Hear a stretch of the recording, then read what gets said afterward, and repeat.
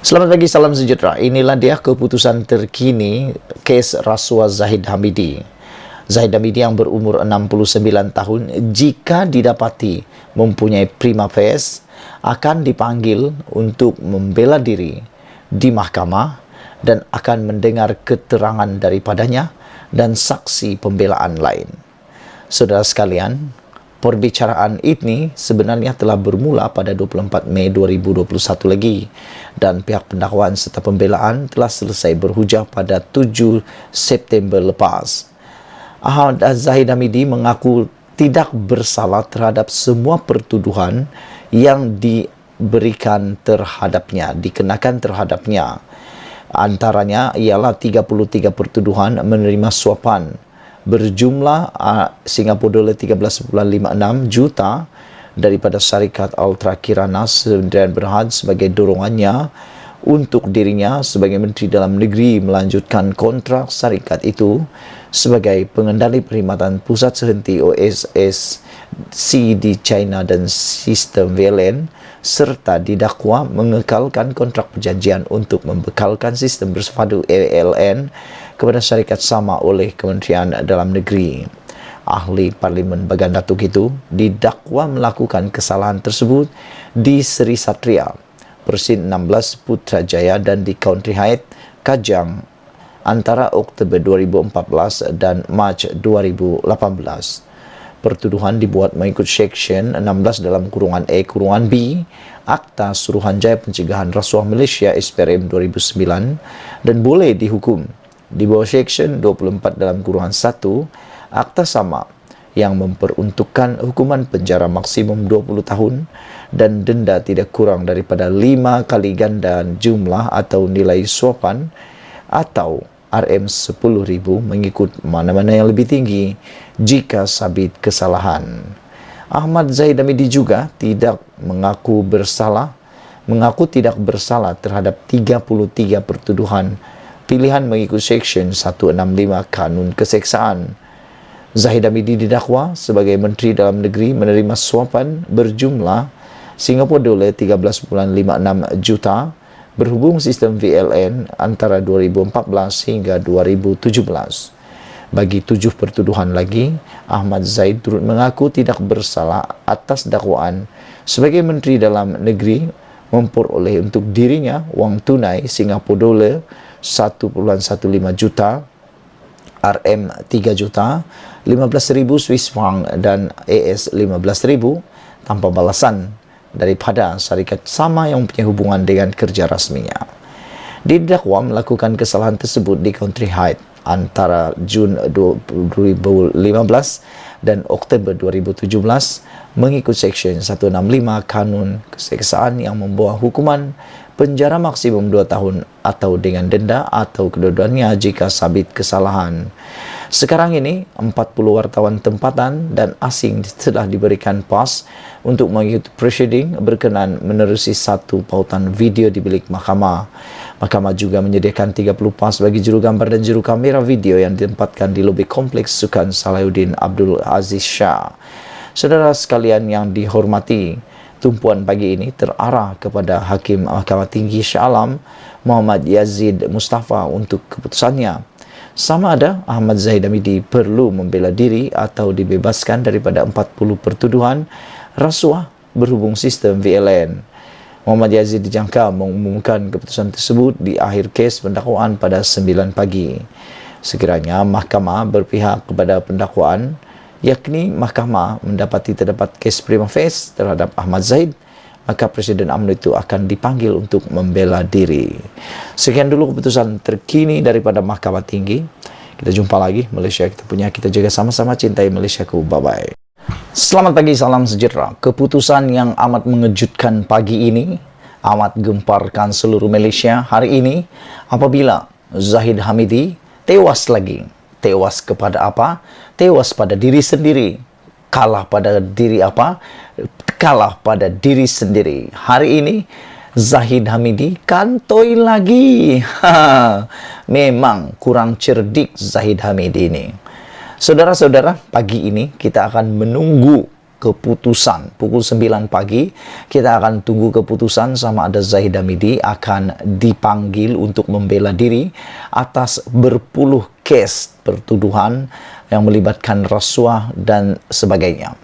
Kita akan menantikan apakah nasib Zahid Hamidi sama seperti Bung Mukhtar yang akan diarah membela diri. Bagi mereka yang tak faham apa maksud bela diri, maksud dipanggil membela diri itu oleh mahkamah ialah mereka mempunyai kes yang kukuh untuk menyabitkan Zahid sebagai bersalah. Maksud bela diri ialah Zahid Hamidi perlu mempertahankan dirinya atas pembelaan yang telah dikenakan terhadap beliau dan mempunyai kes yang kukuh. Hari ini Zahid Hamidi kantoi lagi. Memang kurang cerdik Zahid Hamidi ini. Ikuti terus ulasan ini supaya Anda tahu apa yang Zahid kalah pagi ini, tewas teruk kali ini, dan apa yang Zahid kantoi hari ini. Tapi sebelum itu sila tinggalkan komen Anda berkaitan dengan satu lagi isu, yaitu PRU 15 hampir mustahil dilakukan pada tahun ini. Aku akan ulas tentang itu sebentar lagi. Saudara sekalian, memang kurang cerdik Datuk Seri Dr. Ahmad Zahid Hamidi ini. Mula-mula Zahid mendakwa Barisan Nasional sanggup mereda banjir untuk berkempen sekiranya parlimen bubar akhir tahun ini. Begitu hebatnya semangat Zahid Hamidi untuk mahu menang, untuk mahu PRU, sehingga banjir pun sanggup direda. Dan yang aku tak boleh hadam, tak boleh pakai ialah betapa bahayanya kempen jentera PRU UMNO Barisan Nasional sekiranya sanggup meredah banjir yang begitu cukup bahaya itu. Kemudian, saudara-saudara sekalian, Tan Sri Anwar Musa pula memberi muka kepada Zahid dan mendakwa kenyataan Zahid disalah tafsir. Sehingga bukan Anwar yang kata tentang perkara ini, bukan Anwar Musa, tetapi ada seorang lagi ahli UMNO. Dia kata ungkapan sanggup meredam banjir itu seperti kata cinta. Tahu Anda apa maksud kata cinta? Kata cinta yang dia kata, karena cinta aku sanggup mereda banjir, aku sanggup mereda api dan lautan api. Maknanya kata orang itu, walaupun begitu dia kata, kalau ada api mustahillah dia nak reda, kata mereka. Iyalah kan, apa-apapun kau boleh nak kata apapun. Menurut Anwar Musa, maksud sebenar Zahid adalah Barisan Nasional sudah sedia bila-bila masa untuk hadapi PRU 15. Dan kenyataan sanggup meredah banjir hanyalah untuk menunjukkan tahap kesediaan Barisan Nasional. Baiklah, kita nak bersangka baik dan terima sajalah penjelasan Anwar Musa itu. Namun, yang menghairankan sehari selepas itu, saudara sekalian, Zahid mengingatkan pula rakyat bahwa pilihan raya umum 1999 diadakan pada bulan November. Tapi aku nak juga mengingatkan kepada Zahid, pilihan raya 1999 itu, adakah Anda masih ingat bahwa 17 kerusi Barisan Nasional UMNO telah merosot? Nak adakan lagi PRU selepas itu? Boleh. Tapi apakah kemungkinan bahwa tidak berulang lagi 17 kerusi itu berjaya diambil oleh pembangkang? Ini bermakna beliau benar-benar sanggup meredah banjir untuk berkempen dan setuju pilihan raya diadakan biarpun di musim tengkujuh. Ini mengingatkan dan menguatkan lagi keyakinan bahwa keperitan dan kesengsaraan hidup rakyat menjadi soal kedua dalam usaha terdesak Zahid Hamidi mengadakan PRU awal tanpa sebarang sebab munasabah. Hanya satu yang selalu dilaung-laungkan atau dua. Pertama, untuk mendapatkan kestabilan politik dan pentadbiran Malaysia kononnya. Yang kedua, untuk supaya yang dikata timingnya tepat. Timing tepat itu tidak kena mengena dengan rakyat. Itu tidak kena mengena dengan parti politik. Tapi yang dikata ketidakstabilan politik, aku tanya juga lah, apa yang menyebabkan ketidakstabilan politik ini? Siapa puncanya? Siapa puncanya? Selalu disalahkan DAP, PH, Pakatan Harapan Keadilan dan sebagainya. Tapi bila aku pikir balik, langkah Sheraton itu siapa yang buat? Siapa yang terlibat di sana? Dan siapa yang menjadi sekutu dalam langkah Sheraton yang menjadi punca utama ketidakstabilan negara? Jadi aku pikir sekarang nih, nak cakap tentang ketidakstabilan negara itu sangat subjektif. Karena bila aku lihat sekarang ini, yang menyebabkan negara tidak stabil adalah mereka-mereka yang mau sangat PRU 15. Kena aku tengok, apabila ada MOU antara Ismail Sabri Yaakob dengan Pakatan Harapan yaitu pembangkang, keadaan ekonomi, keadaan politik Malaysia sebenarnya dalam keadaan yang stabil. Tapi biasalah, ada orang yang cucuk-cucuk Perdana Menteri, ada orang yang pergi provok-provok Perdana Menteri, akhirnya Perdana Menteri pun boleh hilang fokus dalam pentadbirannya. Saudara yang saya hormati sekalian, alasan Zahid berhubung perlunya pilihan raya awal sentiasa berubah-ubah.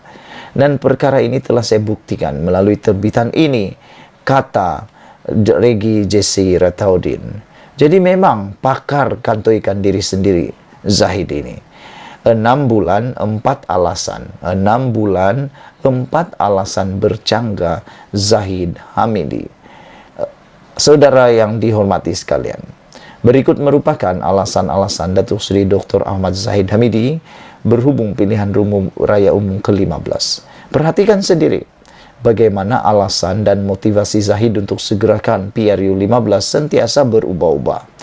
Pada 11 Mac 2022, Datuk Seri Dr. Ahmad Zahid Hamidi mahu pilihan raya umum 15 diadakan selepas MOU bersama pembangkang tamat pada Julai, kerana faktor feel good Barisan Nasional akan menang yang kononnya dirasai rakyat. Pada 22 Ogos 2022, Datuk Seri Ahmad Zahid Hamidi meminta mana-mana pihak tidak menjadikan alasan bimbang Parlimen akan tergantung bagi menghalang PRU. Bermakna beliau setuju PRU diadakan sekalipun Barisan Nasional kalah. Ini bermakna Zahid tidak merasai faktor feel good dan tidak begitu yakin Barisan Nasional boleh menang, menandakan Zahid didorong oleh faktor lain apabila mendesak Parlimen dibubarkan. Pada 27 Ogos 2022, Datuk Seri Dr. Ahmad Zahid Hamidi menegaskan bahawa desakan untuk PRU 15 disegerakan bukan kerana beliau takut kepada hukuman kes rasuah yang dihadapinya, tetapi kerana mandat rakyat perlu dihormati dan ini adalah suara ahli parti, katanya. Namun pada 17 September, Datuk Seri Dr. Ahmad Zahid Hamidi berkata, BN sanggup meredah banjir dan hujan lebat jika PRU 15 diadakan tahun ini. Mencadangkan beliau terdesak adakan PRU awal atas sebab selain yang dinyatakan sebelum ini. Pada 19 September, Zahid Hamidi terus mendesak supaya Parlimen dibubar secepat mungkin atas alasan musuh Barisan Nasional sedang memburukkan gabungan itu. Saudara yang dihormati, itulah dia isu yang paling hangat pagi ini apabila sekali lagi Zahid tewas kalah dengan diri sendiri apabila dengan begitu jayanya memang pakar kantoikan diri sendiri. Sekian dulu Malaysia kita punya, kita jaga sama-sama, cintai Malaysia. Kita jumpa lagi, bye-bye.